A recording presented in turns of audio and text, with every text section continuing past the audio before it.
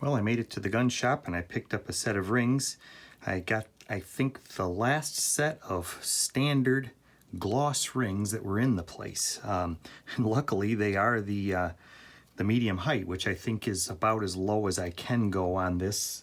I was going to get a set of both low and mediums, but I couldn't find any lows in gloss. I don't know if I can order them somewhere. It seems as though everything's gone the matte way these days. So let's take a look here. These newer ones, they are a little more stylish, I guess, than my vintage ones. You get this fancy schmancy embossed Leupold logo on the top there, where these older ones, they're just plain. So yeah, they're not quite as pretty as they used to be, and you can see the difference in the height there. These are 0.9, these are 0.77. So I guess the next step is to go ahead and get these on the tube. What I usually do with these is I put the front one on the tube kind of in a guess location, and then turn the mount in and line up the rear one. I don't know which way you're supposed to put the fancy Leupold logo, probably so you can see it accurately from the shooter's position. I'll wipe the scope off just a little bit here, get a little bit of the schmoo off of there. I don't think it's real imperative. Like I said, we're just getting started here, mocking this up, see how it aligns, and then once I kind of have it figured out that these rings will either work or won't work, then I'll go about torquing things down and lining them up correctly. But to start with, what I usually do is figure out which way these turn in the best. Looks like that one's going to be that way probably.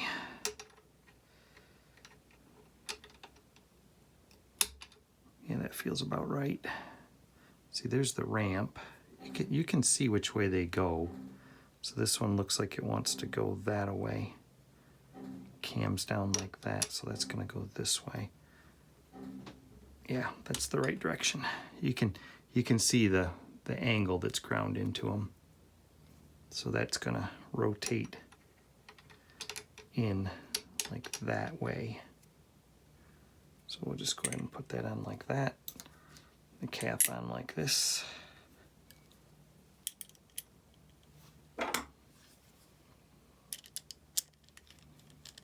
Yeah, they're definitely not as pretty as the older ones. If you're into classic rifles, that's interesting. They've got like a thread locking compound on the screw already for me. That's nice.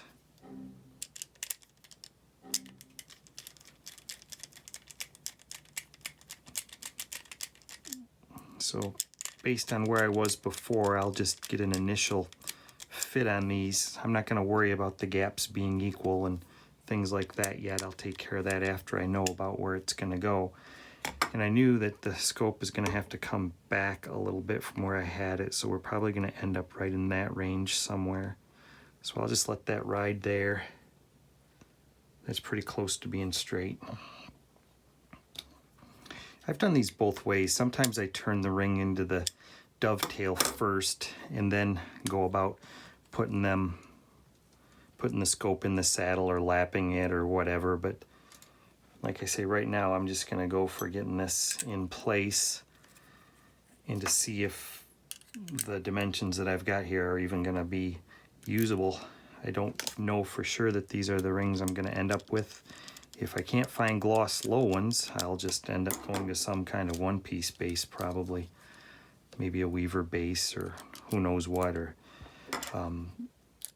you know, perhaps I could switch to a matte finished Leupold ring rather than the gloss. I like the looks of the gloss ones though, so I'll just we'll just ride it out, see what we get here.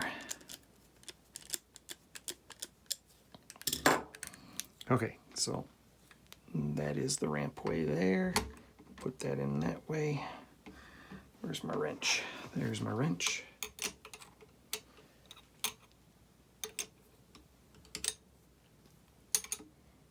Ah, my wrench is almost too fat. With a lower ring, there isn't a lot of clearance. But I can get it in there. Okay, there it goes.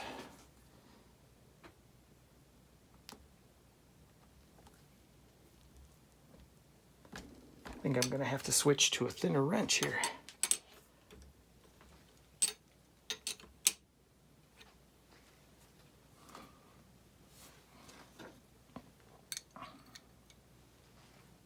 Oh, those are narrower too. I didn't even catch that. That's part of my problem. These older ones are 5/8. These newer ones, I keep bumping the camera. These newer ones are not 5/8. This is narrower. And that's only about a 9/16. I need to change wrenches. Oh man. Hope I can find a 9/16 without too much hassle.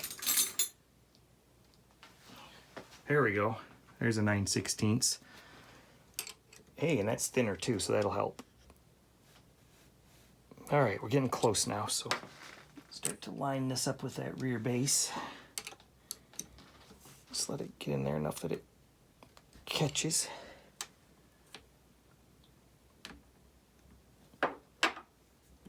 There we go, and now that'll slide right over and bump into the screw. Let's run it down to where it's touching, and I'll back it out just a little bit.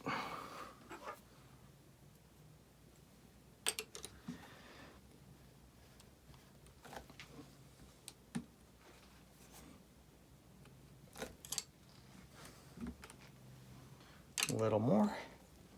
Go this way. That's about right. How's my line up there? I gotta come just a little bit more. And then you can fine tune it with the windage screws. Yep, that feels like it's right there. Go ahead and start this screw. I say I'm not gonna worry too much about making this real tight or anything right now. This is mainly just to see where I'm at. And it looks like by looking at the front, where I keep bumping into the camera there, by looking at the front, I probably could get away with low rings if I can find a set. See, I'm just gonna snug that. That's not final, it's just on there enough to hold it. But let's take a peek at what I've got for space there. Well, that's really close. If that has to come back at all, which I only have about 3/8 to slide back, but you know, I'm probably under 1/8 of an inch of clearance there. Let's get the shims again. I very well might be able to get away with low rings if I can find a set of glossy ones. That's an 1/8 inch piece of bar. I don't know, it's hitting, so the scope definitely, it would have to be in that position or further forward to clear with the low rings. So that's as much as I'm gonna get away with. I hope the cheek weld is good, but you can see here that, you know, there's not enough. So if I went down to the next lower rings, they would drop another 1/8 of an inch, and there would not be enough clearance for this adjustable objective. So the next step here is to see how the eye relief is on the rifle and see if I'm going to get away with that height, or if I have to think about putting something back here on the comb to raise it up, or change the mounting system, or change to a different scope. Now granted, if I went with this scope, I would be even a worse situation. I may not even be able to clear with these rings if it has to come back much further, because it is the same diameter roughly. So it's a little bit of a try and see type of a game as to what will work and what won't. So I'm going to go ahead and take this to where I can get some light through it and take a look and see if the relief is going to work. Okay, I'm back from that first trial, and it looks like the eye relief is going to be satisfactory. The cheek weld feels satisfactory, so I'm going to run with this setup. So the next thing that I like to do is I like to put a very, very rough bore sight on it. I've already centered the reticle on the scope, clicked it all the way one way and all the way back. It's got 240 clicks, so 120 back from the stop. And I will set it up in the gun vise over on the other side of the basement where I have a target. I can't get very far, I can only get about 10 yards, but I can get a very rough bore sight and get the rear rings centered with the windage screws. And then after I do that, I'll go ahead and work on getting the reticle aligned how I like it, as far as the crosshairs being plumb and level, and adjust that from there. I use feeler gauges when I tighten the caps.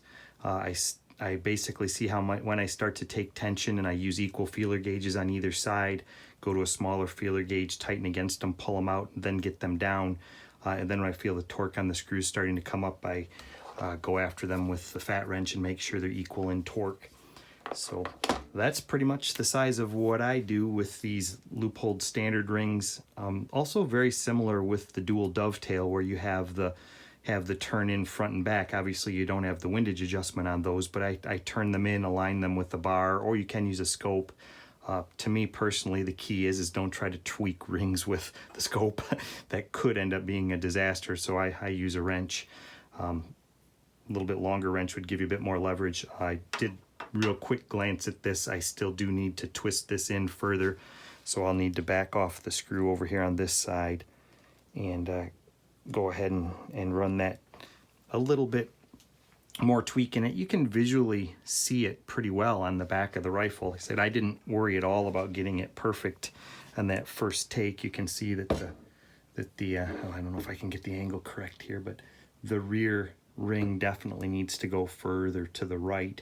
I didn't take it all the way over. I wanted to mainly see if I could get the cheek weld to work. And even with the rear of the scope too far to the left towards my face, I still could get plenty of scope, or plenty of cheek weld on this stock. So I think that ring height is going to be satisfactory. I may continue to shop a little bit and see if I can find some lows in case I want to go a little lower. But like I said, I'll hold it up again and try it. But the cheek weld feels pretty good to me right there. I'm getting a good push on it, so it wouldn't be horrible to have it just a little bit lower. But I mean, I'm down into it real good. But this scope isn't going to allow that. I would have to go to something with a smaller front objective in order to lower it to the next lower ring. So I'm pretty much married to this height, I think. I don't like these new rings as much as these old ones. These old ones are wider and they're shinier.